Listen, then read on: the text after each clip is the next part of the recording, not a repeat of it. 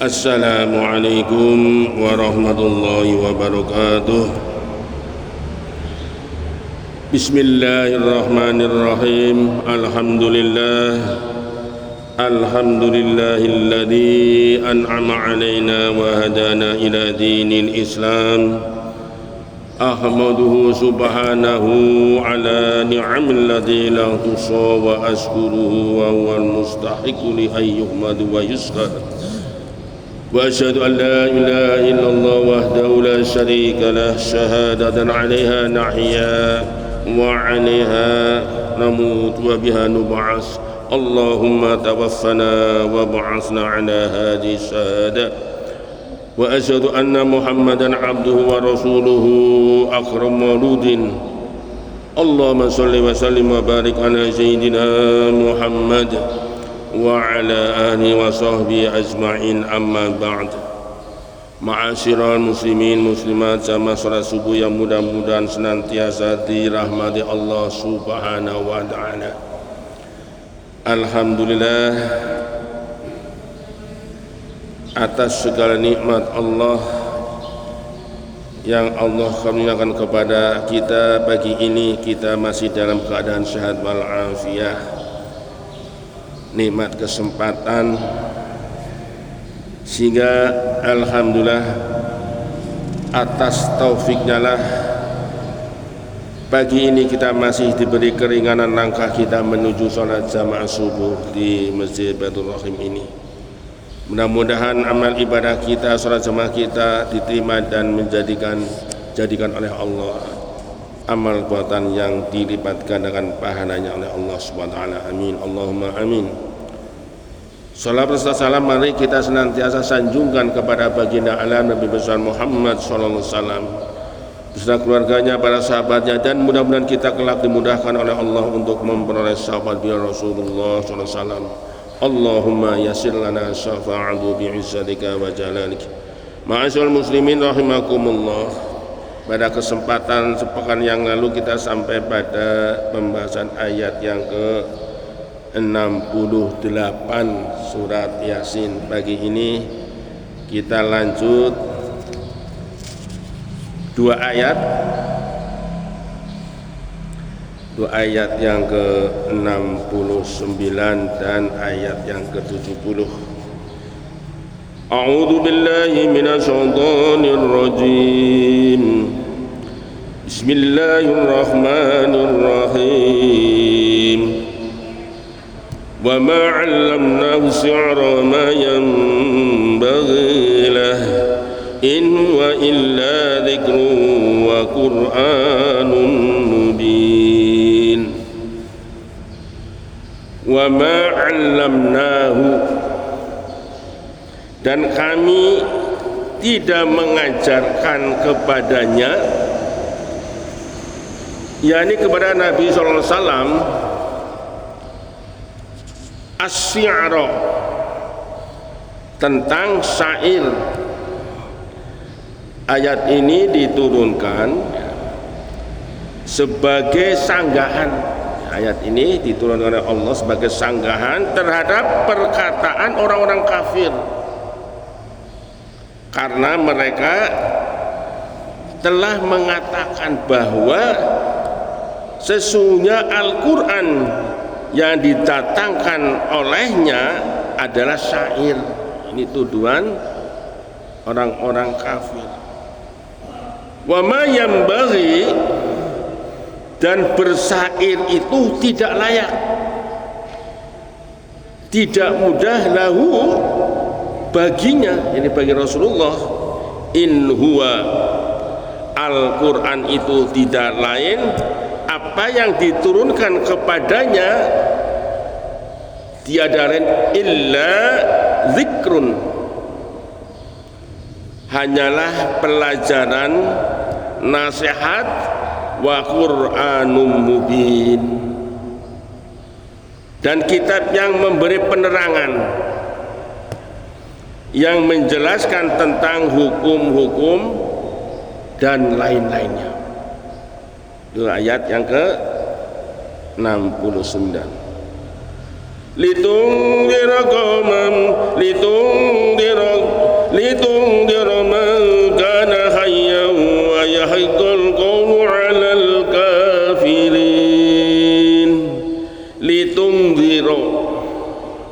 supaya dia memberi peringatan dengan Al-Quran itu. Lafaz liyunziro ini di sini, liyunziro dapat pula dibaca, dapat juga dibaca litung diro. Jadi bisa dibaca liyung diro, bisa dibaca litung diro. Kalau liyung diro agar dia, yang Rasulullah, memberi peringatan. Kalau litung diro agar kamu wahai Rasul memberi peringatan dengan Al-Quran itu. Mangkana hayyan, kepada orang-orang yang hidup hatinya. Maksudnya tanggap terhadap apa-apa yang dinasihatkan kepada mereka. Mereka adalah orang-orang mukmin. Wa yahiqqal qawlu, dan supaya pastilah ketetapan azab alal kafirin, terhadap orang-orang kafir.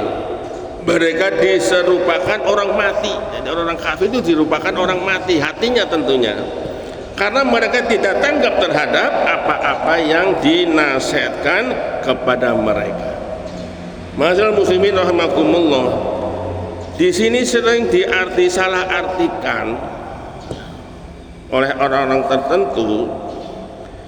Jadi kalimat mangkana hayyan litunziro, mangkana hayyan, supaya dia memberi peringatan, mangkana hayyan, kepada orang-orang yang hidup. Jadi kalau orang seperti ini kita semuanya umum, badan yang di sini hidup hatinya. Jadi orang-orang kafir itu diibarat orang yang mati. Jadi penggalan ayat ini sering salah arti karena hanya membaca terjemahannya saja. Jadi Al-Quran Yasin untuk meningkat orang-orang yang hidup. Jadi nggak bisa untuk meningkat orang yang sudah mati. Artinya mereka yang sudah ini katakan sudah setuju ya, tidak sependapat, surat Yasin dibacakan untuk orang-orang yang menjelang mati atau orang-orang sudah mati, karena dengar dari ini saja. Padahal yang disebut orang hidup di sini adalah yang hidup hatinya, yang akalnya bekerja. Nah ini, sedangkan Rasul sendiri dalam salah satu sabdanya, Iqratu Yasin mautakum, bacalah surat Yasin untuk orang yang pertama, bisa untuk orang yang meninggal atau yang sudah meninggal. Masyaallah muslimin rahimakumullah. Nah, setelah membuktikan kuasa Allah pada ayat-ayat yang lalu yang dapat mengantar kepada keyakinan tentang keesaannya, tentang keesaan Allah serta keniscayaan hari kiamat, ayat berikut, jadi ayat ini 70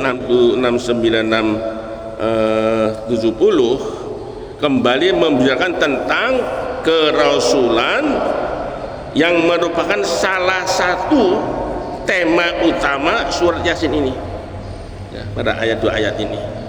Nah, dapat dikatakan bahwa perintah untuk berpikir yang mengakhiri ayat yang lalu ya, afala ta'qilun, pada ayat 69 afala ya'qilun, ditutup dengan apakah mereka tidak berpikir.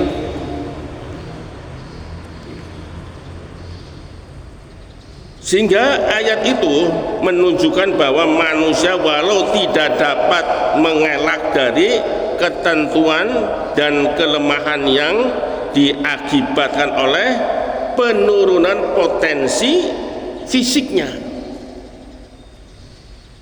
namun itu bukan berarti bahwa ketuaan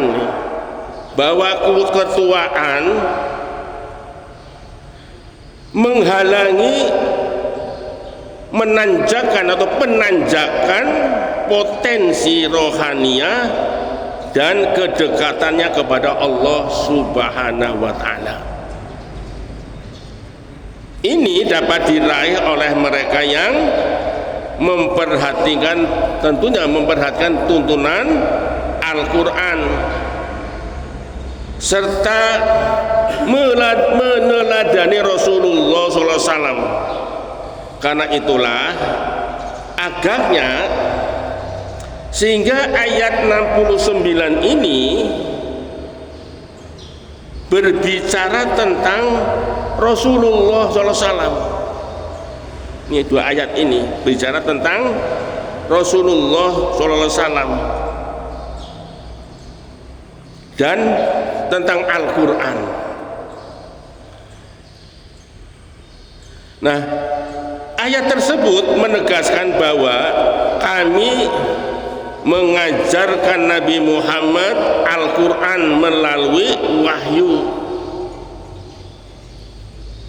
dan kami tidak mengajarkan, jadi yakni tidak mewahyukan kepadanya syair, satu syair pun tidak. Dan bukan hanya tidak mengajarkannya, tetapi tidak dapat baginya, yakni beliau Rasulullah SAW tidak mampu untuk mengubah. Rasul tidak mampu mengubah, tidak bisa ngarang, mengubah, bahkan mengucapkan syair. Ini Rasul dijaga oleh Rasulullah, oleh Allah SWT. Beliau adalah seorang Rasul yang jauh lebih besar dari seorang penyair. Ia, yakni apa yang disampaikannya tidak lain kecuali peringatan dan Al-Quran yang jelas, yakni bacaan sempurna yang diwahyukan Allah kepadanya. Apa yang disampaikannya itu bertujuan untuk memberi peringatan kepada siapapun yang hidup, yakni akal dan pikirannya terbuka sehingga bersedia menerima kebenaran, dan hatinya tidak dikotori oleh kedurhakaan sehingga nasihat dan peringatan dapat terbebas dari dalam jiwanya. Jadi peringatan dapat berbekas, dapat berbekas di dalam jiwanya, dan sebaliknya akan menjadi wajar jatuhnya ucapan, yakni ketetapan siksa Allah atas orang-orang kafir yang enggan menerima peringatan dan tuntunan kitab suci itu, yakni Al-Quranul Karim.